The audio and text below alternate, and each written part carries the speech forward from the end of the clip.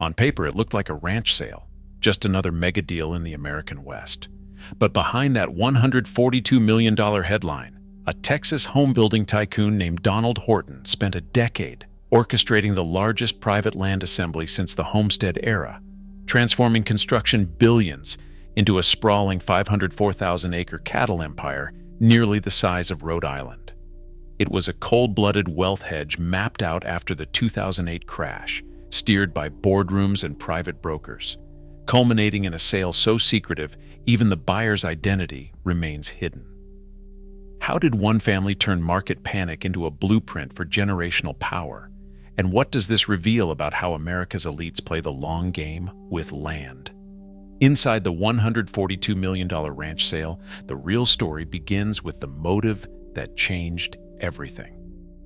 Donald Horton knew the numbers better than anyone.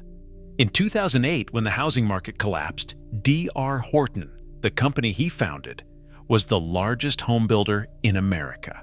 That year, the company's stock price lost more than half its value in a matter of months. Across the country, neighborhoods sat unfinished, and banks pulled credit lines overnight. For a man whose fortune was built on drywall and mortgages, the message was clear. Paper wealth could vanish at the speed of a news alert. But for Horton, crisis didn't mean retreat. It meant recalibration. As Wall Street scrambled to unwind bad bets, he started looking beyond the next quarter's earnings.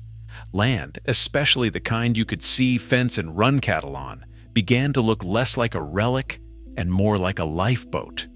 In the years after the crash, farmland and ranches across the West quietly surged in value, even as stocks and bonds whipsawed. The ultra-wealthy took notice, pouring billions into what brokers called hard assets, real estate you could touch, not just trade. Horton was already a billionaire, but he wanted something the markets couldn't erase: permanence. Privately, he began setting aside capital for a new kind of investment. The goal wasn't just to park money, it was to build something that could weather any storm. He wasn't alone. From 2010 onward, reports showed a spike in high-net-worth buyers targeting ranch land as a hedge against inflation and market chaos. But Horton's approach was different. He didn't want a trophy. He wanted an operating business, a living asset that would generate real cash flow and outlast the next financial panic. Family meetings turned into strategy sessions. His sons, already involved in ranch operations, became key players.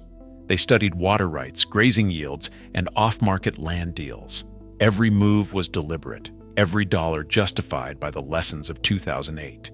Diversify, control, and never be caught overexposed again.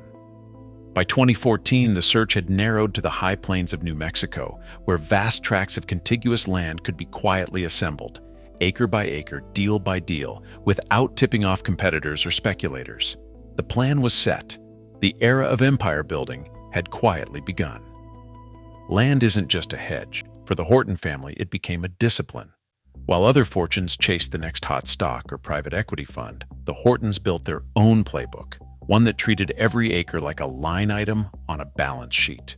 The rules were simple: only deploy capital into assets that could survive inflation, market crashes, and even regulatory shocks.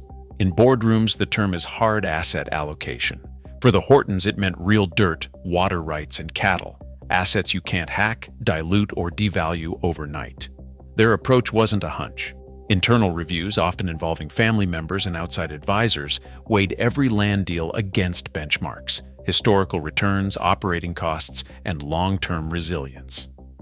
SEC filings show that when deals involved D.R. Horton corporate interests, compliance officers and independent directors reviewed the terms, ensuring family and business assets didn't blur. But the real action happened behind closed doors, with Donald Horton and his sons assembling a private task force in all but name. They tracked commodity cycles, studied ranch sales across the West, and modeled what would happen to land values if inflation spiked or the dollar slid. Patience was the doctrine. Instead of chasing trophy properties, the family targeted working ranches with proven water, grazing, and wildlife. They favored off-market negotiations, using trusted brokers and attorneys to avoid bidding wars and keep their intentions private. Every acquisition had to meet strict criteria: Could it generate cash flow, appreciate in value, and provide a buffer if financial markets seized up again? If not, they walked away. This wasn't speculation. It was a slow-motion transfer of wealth from paper to pasture, guided by the same risk controls you'd find in a Fortune 500 treasury office. The numbers back up the logic. Over the past decade, hard assets like farmland and ranches have outperformed public equities during periods of high inflation and market volatility. Reports from the Land Report and major brokerage houses show that ultra-wealthy buyers now treat land as a generational vault, a store of value that can be handed down, leveraged, or sold in a pinch. For the Hortons, every ranch meeting was a lesson in capital discipline. The goal: build an empire that would outlast the next crisis, not just the next quarter. In 2014, a 293,000-acre ranch north of Quemado, New Mexico, changed hands with almost no public notice. The buyer's name didn't appear in headlines, and the price, reportedly around $59 million, never made the rounds in real estate circles. Behind the scenes, Donald Horton's acquisition team, led by trusted broker Jeff Burger, moved with the kind of discretion more often seen in corporate takeovers than in cattle country. Their method was simple: avoid the open market, sidestep bidding wars, and keep negotiations private until the ink was dry. Instead of chasing listings, the team relied on a network of intermediaries, attorneys, landmen, and local fixers, who could approach neighboring ranch owners quietly. Sellers got certainty, immediate cash offers, rapid closings, and the assurance that their land wouldn't become the next viral trophy property. The strategy worked. Over the next decade, 2 more adjacent parcels were added, each deal handled off-market and shielded from rival investors. By the time the final deed was recorded, the Great Western Ranch stretched across 504,000 acres, an uninterrupted block of land nearly the size of Houston. In land assembly at this scale, patience isn't a virtue, it's a weapon. The team waited out hesitant sellers, sometimes for years, while monitoring every rumor of a potential sale in the region. When conservation groups or corporate agribusinesses sniffed around, Horton's representatives moved quickly, offering above-market certainty rather than getting drawn into price escalations. In one case, a competing bidder reportedly tried to force a public auction. Horton's side countered with a direct cash offer, no contingencies, no financing delays, and closed before the competition could react. Every parcel was vetted for water rights, grazing potential, and legal encumbrances before a single dollar changed hands. The due diligence files filled bankers' boxes: title abstracts, mineral leases, environmental reports. No detail was too small, because a bad easement or a disputed fence line could threaten the integrity of the entire holding. The acquisition team treated each negotiation like a chess match, always thinking 2 moves ahead. Once the last parcel was secured, the numbers told their own story. The assembled ranch spanned 504,000 acres, or about 790 square miles. That's more than 3/4 the size of Rhode Island, and enough land to run a commercial-scale cattle operation, manage trophy hunting leases, and preserve hundreds of archaeological sites. But the real leverage came from how the deals were done, quietly, methodically, and always with the next phase in mind. With the land base in place, the focus could shift to building the infrastructure needed to turn raw acreage into a working empire. Turning raw acreage into a working empire demanded more than patience and capital. It required engineering on a scale that rivals municipal projects. Once the last deed was signed, Horton's team moved fast. The first priority was water, always the difference between profit and disaster in the West. Crews drilled 86 wells across the ranch, tapping deep aquifers and installing solar-powered pumps. Some wells ran on grid electricity, others on sun and battery, but everyone fed a network of poly pipes snaking through the grassland. Hundreds of ponds and man-made lakes followed, each mapped to maximize grazing and wildlife habitat. These weren't ornamental. They turned marginal ground into productive pasture, supported rotational grazing, and anchored the ranch's commercial hunting business. 8 residential homes rose from the dust, built for managers, cowboys, and seasonal crews. Dozens of barns, machine sheds, and feed storage units went up beside them. The ranch had its own road crews, maintenance shops, and fuel depots. Every mile of fencing, over 2,000 in total, had to be checked, repaired, and in many places, replaced. The scale was relentless. At full build-out, the operation looked less like a family ranch and more like a small county, complete with logistics, supply chains, and round-the-clock management. 2018 brought the first major test. That year, drought gripped the Southwest. Streams dried up, and even the deepest wells ran slow. Ranch managers working off real-time water monitoring systems started trucking water across miles of rutted roads to keep herds alive. Emergency protocols kicked in. Herds were consolidated, low-producing pastures were rested, and wildlife tanks were topped off daily. Losses were inevitable, but the system held. The investment in redundancy and infrastructure paid off, keeping the ranch operational while competitors downsized or liquidated stock. That crisis became a case study in Western ranch circles, proof that scale and engineering could outlast even the toughest seasons. None of this came cheap. Tens of millions went into wells, ponds, buildings, and roads, money that would never show up in a trophy photo, but that turned land into a productive, resilient asset. By the time the infrastructure was complete, the Great Western Ranch was ready to support nearly 2,000 cow-calf pairs, hundreds of commercial hunters each season, and a workforce that could manage it all. The business was now more than land. It was a fully integrated operation, engineered for both profit and permanence. Profit alone never explained the scale of the Great Western Ranch. At the heart of the operation, 1,900 cow-calf pairs grazed across 134,000 acres, managed through a careful system of rotational grazing. Pastures rested and recovered each season, while water from 86 wells kept herds moving even in drought years. Ranch managers tracked forage yields and herd health, adjusting grazing plans like clockwork. But cattle weren't the only business. The ranch doubled as a premier destination for guided hunts. Bull elk, pronghorn antelope, and mule deer drew sportsmen from across the country. Hunting leases were managed through Black Mountain Outfitters, bringing in high-margin revenue with minimal impact on the core cattle operation. Each hunt was tightly regulated, with guides trained not just in tracking, but in conservation and land ethics. Revenue streams overlapped by design. Ponds built for cattle also attracted wildlife, supporting both hunting and ecosystem health.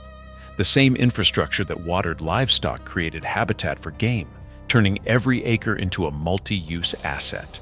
Guides and ranch hands often worked side by side, maintaining fences one week and assisting with archaeological surveys the next. Because this wasn't just a business, it was a stewardship.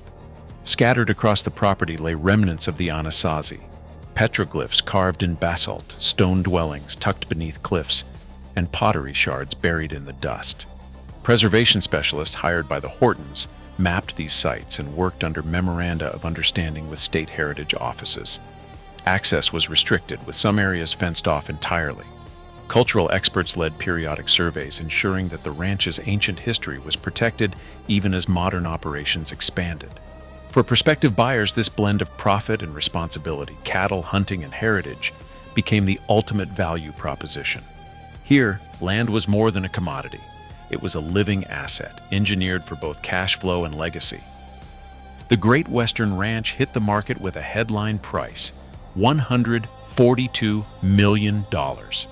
That figure alone put it among the most expensive private land listings in American history, but the real story was how the deal actually closed. After months of quiet negotiations, the price dropped to $115 million, still enough to rank it in the top 20 private land holdings nationwide. Yet a reminder that even at this level, liquidity is thin and buyers are rare. The listing broker, Jeff Burger of Hall & Hall, called it a once-in-a-generation transaction. But unlike most trophy ranch sales, there was no media splash about the buyer. No family name, no foundation, not even a conservation trust.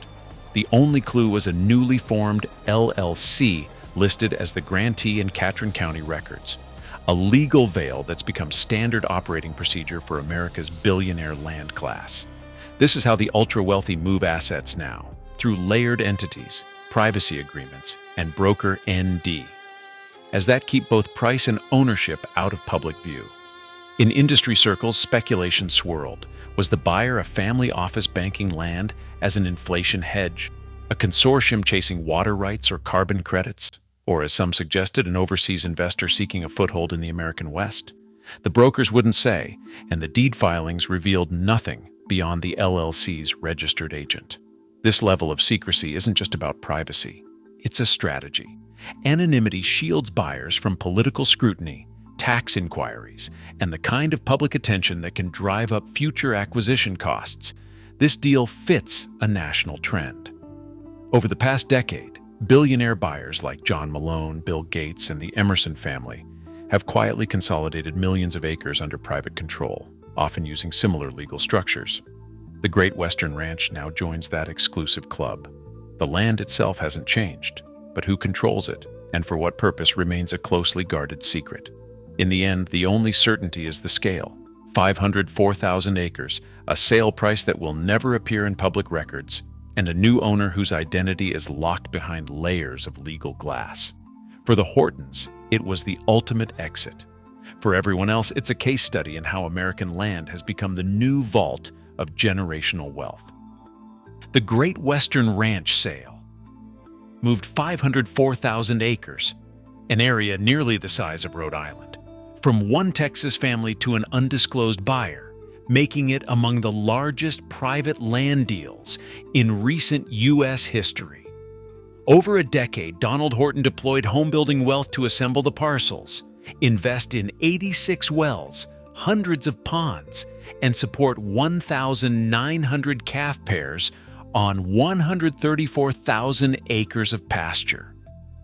The Horton family's strategy combined operational scale with cultural preservation, protecting Anasazi petroglyphs and stone dwellings, while generating revenue through cattle and commercial hunting. The property's $142 million listing and $115 million closing price reflect both the complexity of large-scale ranch operations and the value placed on land as a hard asset. While the buyer's identity remains shielded behind an LLC, public records confirm this transfer shifts American land ownership patterns yet again. The evidence reveals that for the nation's wealthiest, land remains the ultimate store of value, quietly shaping fortunes and landscapes far from public view.